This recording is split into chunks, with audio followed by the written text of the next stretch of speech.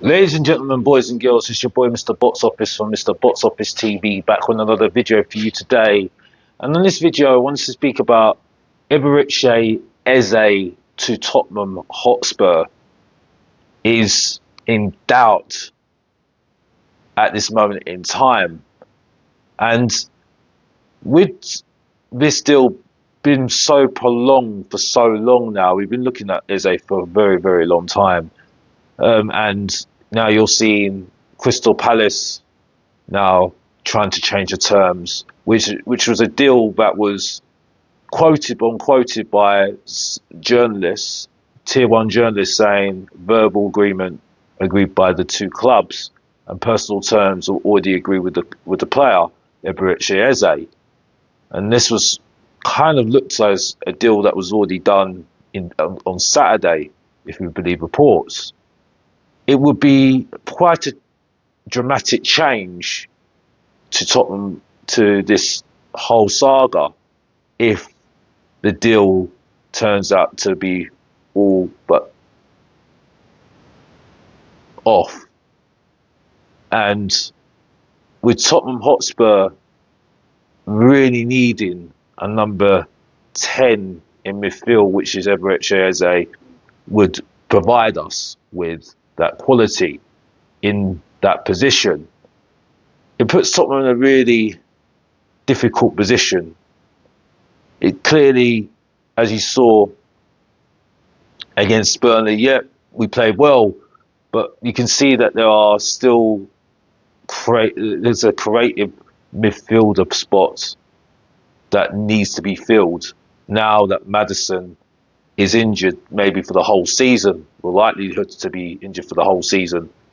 And you've got Kulusevski, who I don't really class as a creative midfielder, but he's out till maybe October, and it might take a little bit of time for him to get back up to fitness. So it puts Tottenham in a really bad position. To be honest with you, there's two ways of looking at this.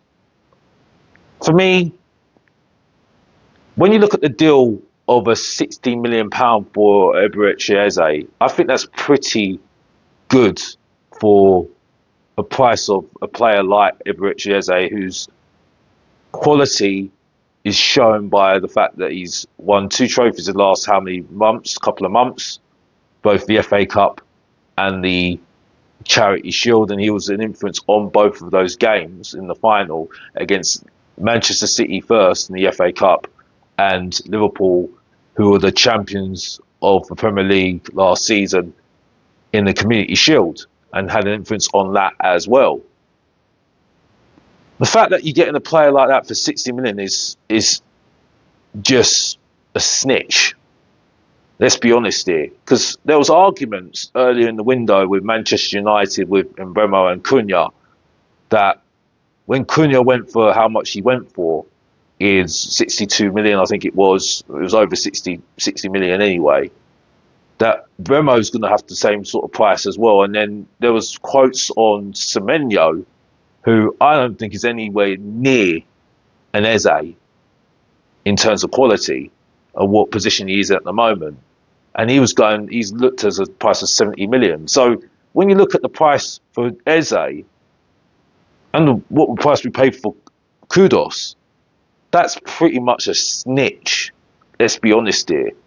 So when I looked at it, I thought, well, if Crystal Palace have got any respect for their manager, they would try and get as much money as they can for Eberechi Eze, who I don't think is anywhere near the expiry date of his contract, unlike Guehi for Crystal Palace, the defender, who's got only 1 year remaining on his contract.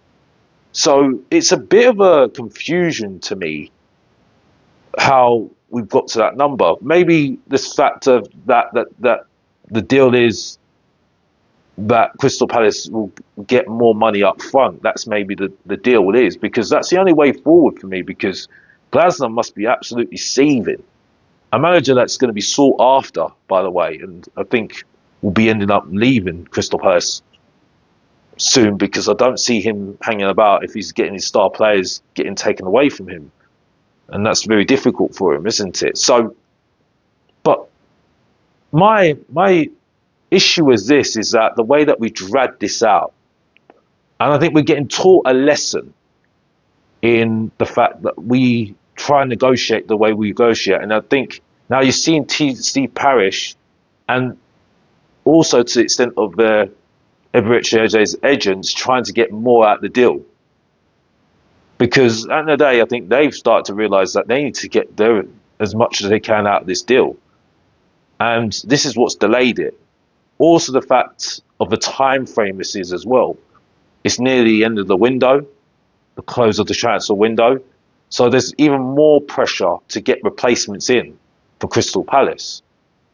If this was done earlier, probably they'll have more time and there's less pressure to get that replacement in. The fact is, let's be honest here, we only gone for Eberechi Eze because James Maddison got injured. I don't think we'd be going for Eberechi Eze if Maddison didn't get injured. And that's concerning to me because we needed quality players. You're getting a quality player in Eze who can compete with the likes of Maddison. You can work with the likes of Maddison. Because when you've looked at the squad that we have, when you look at the undercurrent of the players that we have under the first team, if you don't include the first team as Bentancur, Romero, Sarr to an extent, Palhinha, then you've got Richarlison, you've got Romero, you now got Kudos now. You've got Van der Ven, Udogie, Spence, Porro, Vicario. When you look at some of the players on the bench, maybe you can put Johnson in that, but you know my thoughts on Johnson. There is a big drop-off, unfortunately. Yeah, you can start saying about Bergvall, Archie Gray got potential, but as you saw against Burnley, when they had the chance, they had moments, but that's not good enough for a team that are looking to compete with the top teams, especially in the Champions League, and trying to compete in all four fronts in the Carabao Cup, FA Cup, Champions League, and also Premier League, which were very disappointing last season. But this whole Eze deal not looking like it's going ahead, and there's a little bit of doubt on it when it should be all but complete. And now you're seeing Eberechi Eze train for their Conference League game tomorrow. You can see exactly how Tottenham's business, the way that we do business, has really bit us on the backside completely. And yeah, you can say there's part of blame is with Crystal Palace as well, because Crystal Palace want to try and get the most out of it as well, and they've tried to change a little bit of the terms of the deal, and I can see why Tottenham Hotspur and the hierarchy are very angry about it as well, with the agents of Eze as well.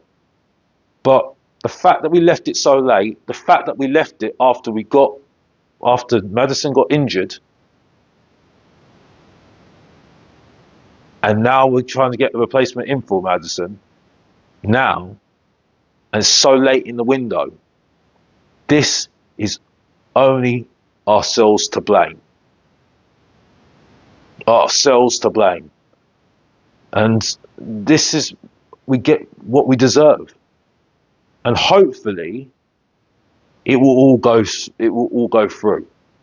Crystal Palace will get the replacement in for Eberechi Eze, and then we can get the deal done. And Eberechi Eze will be a Tottenham player.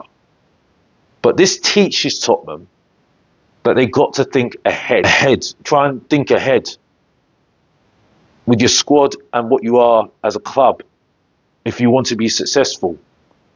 But as a club, we don't do that. Do it on the spot. That's what we do. And then when things go wrong, we start to wonder why. But Tottenham Hotspur should know better. And now we look very underprepared. And it is very concerning. But like I said, hopefully the deal does go through. 60 million if we get it done, good deal. For a player, for me, that should be more. But because of the quality he has. But yeah, we just have to wait and see what happens. So hopefully it does get done and we move forward to trying to improve the squad even further. And that would look like a good window for Tottenham Hotspur on the context of what the other windows have been like. Like, subscribe and comment. Please subscribe to the channel, because I know lots of people watch the channel but they don't subscribe. And as always, if you didn't know, get to know. Support your boy, Mr. Box Office. Subscribe and like. And come on, you Spurs. And we're out.